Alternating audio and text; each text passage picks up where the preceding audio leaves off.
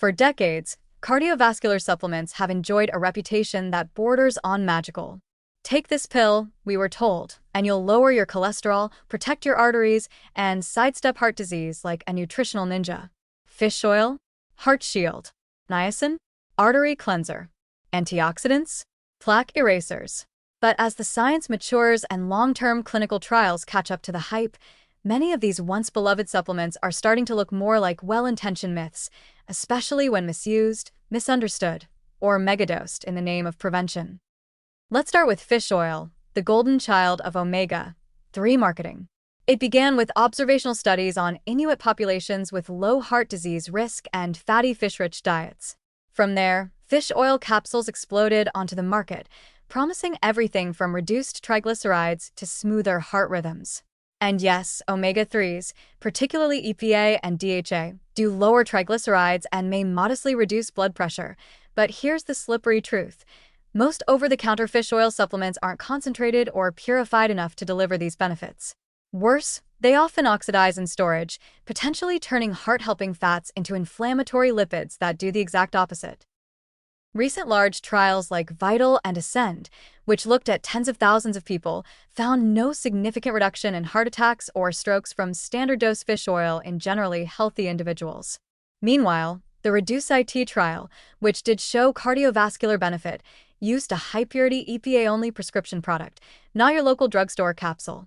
Moral of the story: fish oil can help, but not all fish oils are created equal, and popping a low-dose gel cap from 2018 isn't doing your arteries any favors, especially if it smells like your cat's dinner. Next up, vitamin B3, or niacin, the cholesterol warrior of yesteryear. Back in the day, niacin was all the rage for lowering LDL and raising HDL. It worked on paper and on lab tests. But what about outcomes that actually matter, like preventing heart attacks or extending life? That's where the glow fades. Major studies like AMHI and HBS2, Thrive showed that while niacin does move cholesterol numbers in the right direction, it doesn't reduce cardiovascular events, and may even increase the risk of stroke, liver injury, and new-onset diabetes when given at high doses. Worse, the benefits of niacin may be sabotaged by its own metabolism.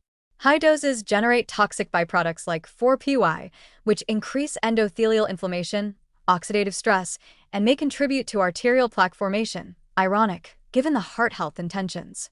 It's the classic case of a supplement going from magic bullet to biochemical boomerang. And then there's the antioxidant crew: vitamin E, beta-carotene, and even vitamin C. The logic seemed sound. Oxidative stress contributes to plaque formation and vascular injury, so antioxidants should help mop up the damage. Except they don't. Large meta-analyses have repeatedly shown no benefit, and in some cases, increased mortality, with long-term high-dose antioxidant supplementation. Vitamin E, in particular, has been linked to an increased risk of hemorrhagic stroke in some trials. Why? Because at high doses, antioxidants can flip and become pro-oxidants, disturbing the delicate redox balance and confusing your cells into an inflammatory tailspin. Let's not forget folic acid and B12, often sold together to lower homocysteine, a compound associated with cardiovascular risk. Yes, lowering homocysteine sounds good. But trials like NORVIT and HOPE too found that while homocysteine levels dropped, heart attack and stroke rates didn't budge, or in some cases worsened. It turns out that interfering with methylation and detox pathways, especially with synthetic folic acid in large doses, can result in the accumulation of unmetabolized folate, linked to immune dysfunction and possibly even cancer risk. Once again, the nutrient looks helpful until it's taken out of context, and your body, not your intentions, sets the rules. And here's the recurring theme. Supplements often get their initial halo from observational studies, short-term trials, or intermediate biomarkers. That's like judging a movie by its trailer. Cholesterol drops? Great. Inflammation markers fall? Excellent. But what happens 5 or 10 years later? That's where long-term randomized controlled trials, the gold standard of evidence, often tell a much less glamorous story. Does that mean all cardiovascular supplements are scams? Not at all. There are clear exceptions. Coenzyme Q10 may help patients on statins with muscle pain. Magnesium can support healthy blood pressure and rhythm in deficient individuals. And plant sterols, when used correctly, can modestly lower LDL. But the key is context, not blanket assumptions. Supplements should fill gaps, not build castles on shaky evidence.